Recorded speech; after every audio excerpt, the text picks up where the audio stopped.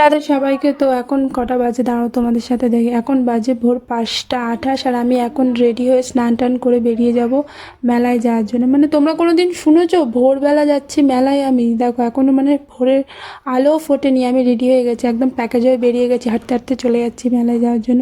আমি ভাবছিলাম অটো পাবো কি, একটাই অটো ছিল, আমার জন্যই ছিল মনে হয় অটোটা। মানে অটো উঠে ভাবছিলাম যে কখন গিয়ে পৌঁছাবো। আসল উদ্দেশ্য হচ্ছে আমাদের মেলায় দোকান দেয়, আর আমার বাবা কাস্তে বটি কাটারি এইসবের ব্যবসা, সেই দোকানটা মেলায় দেওয়াই হয় প্রত্যেক বছর। এই মেলাতে আমরা দোকান দিয়ে থাকি, তো সেখানেই পৌঁছে গেছিলাম ভোর ভোর। আর এখানে দেখো এটা হচ্ছে রতন গাজীর এলাচি বাবার, মানে এটা মসজিদ বা বাজার এরকম কিছু বলে। মানে এখানে সব ধরনের মানুষ আসে, হিন্দু মুসলিম খ্রিস্টান এরকম করে নেই, সবাই মানত করে। আর এখানকার পীর বাবার এটা খুব জাগ্রত।